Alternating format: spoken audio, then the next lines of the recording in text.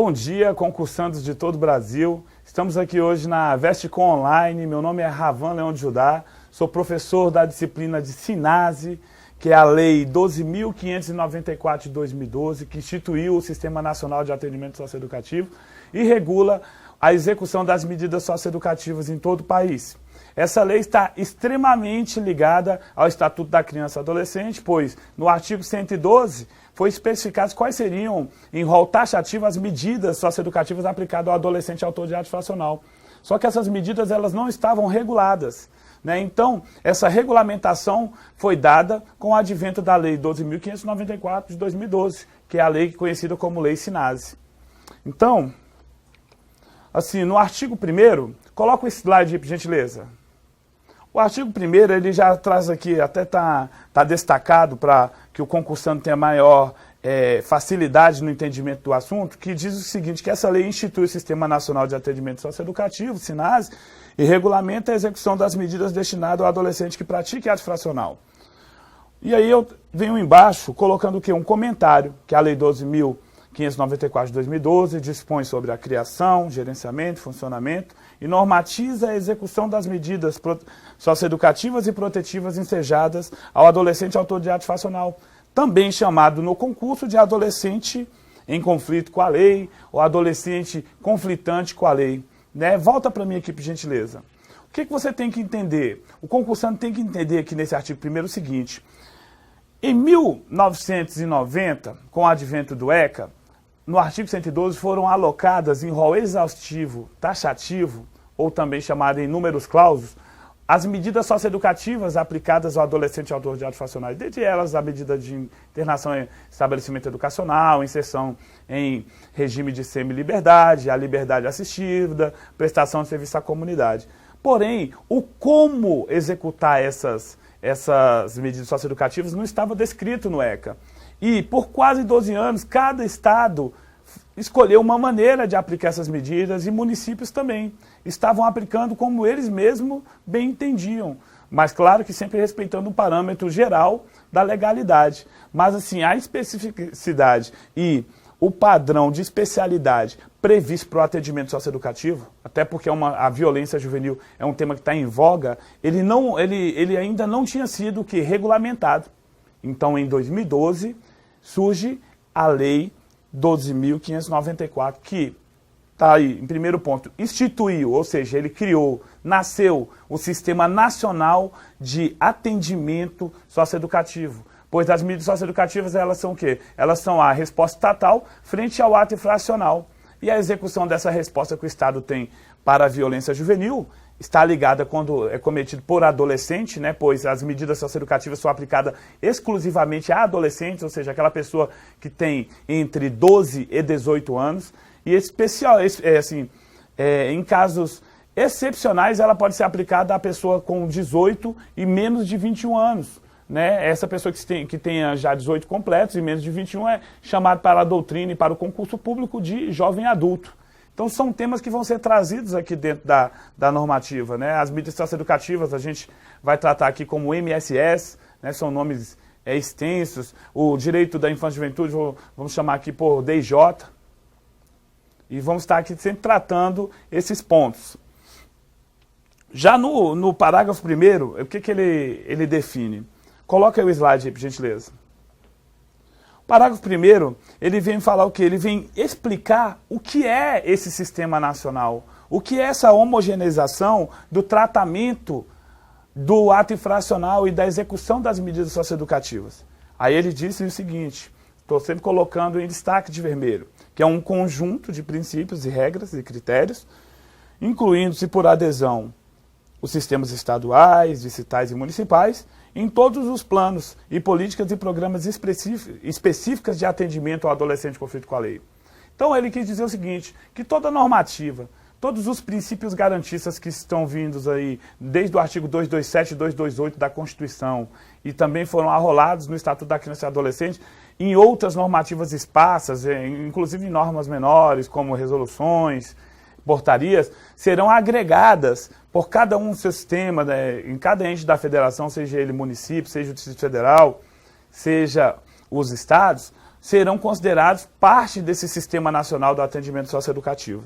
Então, assim, um comentário que a gente pode fazer é o seguinte, que o SINASE engloba fundamentos básicos garantistas previstos tanto na Constituição Federal quanto no ECA, e toda normativa atinente às medidas socioeducativas. Além disso, foram agregados ao Sistema Nacional os sistemas socioeducativos dos estados, do DF e dos municípios, e também os programas específicos de atuação às medidas socioeducativas. Volta para mim aí, por gentileza. No parágrafo primeiro, como eu já explicitei, ele veio o quê? Explicar o que seria esse conjunto de ações, esse conjunto de normativa, essa estrutura que envolve o atendimento socioeducativo em todo o território nacional. Mas, assim, lembrando que hoje é impossível que um Estado, claro que ele tem a liberdade de atuação dentro dessa execução de medidas socioeducativas, que ele desrespeite esse sistema uno hoje, esse sistema nacional. Ele não pode dizer, por exemplo, nenhum Estado, por exemplo, o Estado do Mato Grosso não pode lançar uma norma dizendo que não segue o sistema nacional, que ele tem um sistema próprio, negativo. Essa adesão que foi descrita na norma, ela veio de maneira o quê? Imposta. Ele vem para o sistema nacional, por uma previsão em lei, mas com uma liberdade de atuação. Já que no parágrafo 2º, ele vem falar o que seriam as medidas socioeducativas. Coloca aí, por gentileza. O que é medida socioeducativa?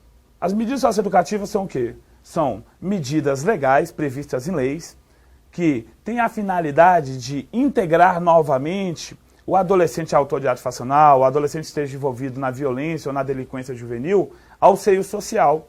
E para isso o ECA tem em seu artigo 112 um rol taxativo, como eu já falei, dessas medidas a serem aplicadas. Então a lei diz que entendem no parágrafo 2º, que entendem-se por medidas socioeducativas as previstas no artigo 112 do ECA. E essas medidas têm objetivos. Quais são? São esses 3 objetivos que estão aqui arrolados no inciso 1º, 2º, no inciso 1, no inciso 2, no inciso 3, que tratam no primeiro da responsabilização do adolescente quanto às consequências, no segundo da integração social quanto à garantia de seus direitos para o cumprimento de um plano individual de atendimento, e no inciso 3, o que é a desaprovação da conduta infracional. Essa deve ter sido, ela também é considerada um objetivo, que ela tem como parâmetro máximo que a sanção, a sentença de privação de liberdade. Então, a desaprovação da conduta infracional efetivando as disposições da sentença. A busca da medida socioeducativa é efetivar a sentença judicial que foi ensejada àquele adolescente autor de ato infracional. Volta aí para mim, por gentileza.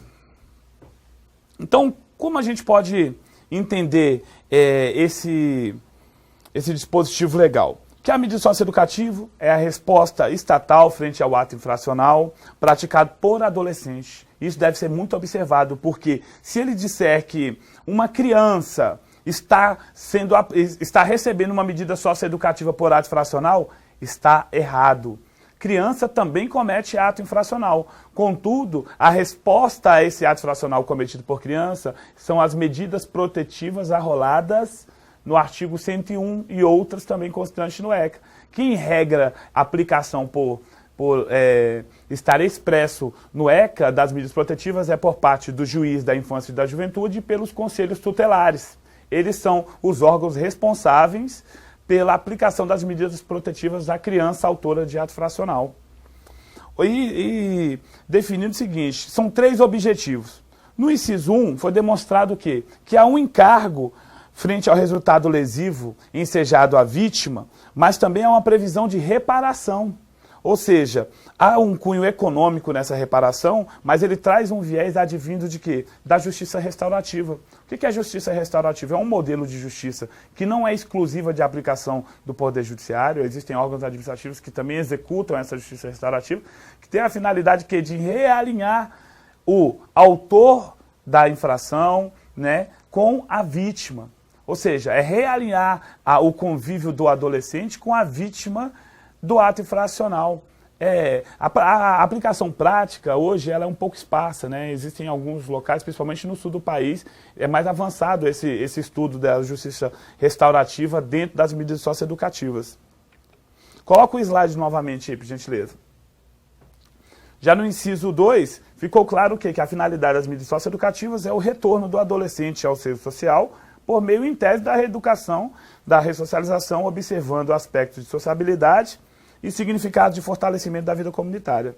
Por último, no inciso 3, o que trouxe? Ele prima pela não aceitação da conduta infracional e, atenção, não se reprova o próprio autor, e sim a conduta. Nós temos um direito infanto-juvenil voltado com as medidas socioeducativas para o fato, pela conduta, e não para o autor da medida, do ato infracional, desculpa. E a sentença é o alcance máximo para o quê? Para essa reprovação, para a aplicação dessa medida socioeducativa. Volta em mim aí, por gentileza. Então, o que isso quer dizer? Primeira situação hoje, qual o objetivo? Responsabilizar o adolescente, ou seja, adolescente, você cometeu um ato infracional, você cometeu uma conduta que não é permitida no ordenamento jurídico brasileiro. Com isso, você vai receber o quê? Uma resposta. Qual é essa resposta? Medida socioeducativa. O objetivo é responsabilizar pela consequência lesiva, ou seja, há um prejuízo a essa vítima, seja ele por meio de uma ameaça, por meio de uma lesão, há um prejuízo. E com isso, tem de haver o quê? Uma responsabilização, ou seja, um encargo, é uma dívida social que é adquirida por parte do autor de ato infracional junto à sociedade, que está aqui elencada como objetivo. No inciso segundo ficou claro o seguinte, que qual é a finalidade da medida? É colocar novamente o adolescente no seio social, é prepará-lo novamente para conviver em sociedade, dando para ele o quê? Escolarização, profissionalização. Ou seja, educação e reeducação, porque muitos adolescentes que são autores de ato infracional não receberam nem a escolarização básica. Então ele vai receber, no caso, a educação básica, a educação em nível médio, a educação até em nível superior e também a profissionalização, se necessário, né, dentro da sua condição, avaliando o seu aspecto da sua vocação para cada função. E por último, o seguinte, é o que? A reprovação. Um objetivo da medida é reprovar a conduta, né, a conduta infracional, mas não reprovar o autor. Nós não temos um direito infracional do autor, nós temos um direito infracional do fato, e sim da conduta do adolescente deve ser reprovada. E tem de haver o quê? Qual é a finalidade da sentença? É afastar o adolescente, o sócio-educando, o cara que já vai estar dentro da medida, um sócio-educando, é o nome que recebe, de quê? De todo esse âmbito de violência juvenil. Agora, coloca aí, por favor, aí, o slide novamente. O artigo 2º, né, ele veio definir o seguinte, ele veio falar sobre, ele inicia um tratamento de competência, de repartição de competências. Vai ficar dividido a gestão desse sistema. Cada ente federativo, seja ele a União, seja o Estado, seja o DF, ou seja o município, terá uma responsabilidade na execução dessas medidas. Então, até o quê? Mesmo se tratando de um sistema nacional, há uma repartição de competência entre os entes federativos, ficando a União com o gerenciamento macro do SINASE, não podendo ela manter programa próprio, e os estados e os municípios mantêm, respectivamente, programas de privação de liberdade e programas em meio aberto. Volta para mim aí, por gentileza. O que o artigo 2º ele quis dizer? Ele, como foi falado aqui, ele define uma repartição de competências e, mesmo se tratando de um sistema homogêneo nacional, existe uma subdivisão, que o Estado tem responsabilidade, que o município tem responsabilidade. Ele trouxe também o quê? Alguns impeditivos. Primeiro, está impedido a União manter um programa próprio. E o Estado ele cuida das medidas, da execução das medidas de semi-liberdade e internação, enquanto o município cuida das medidas em meio aberto, que é a prestação de serviço à comunidade e a medida de liberdade assistida. Vamos falar aqui agora da competência da União. Vamos falar o seguinte, no próximo bloco, nós continuamos aqui a aula e vamos começar a elencar aqui, a partir do artigo 3º, a competência de cada ente federativo, ok? Vamos aguardar então, gente. Vamos aí.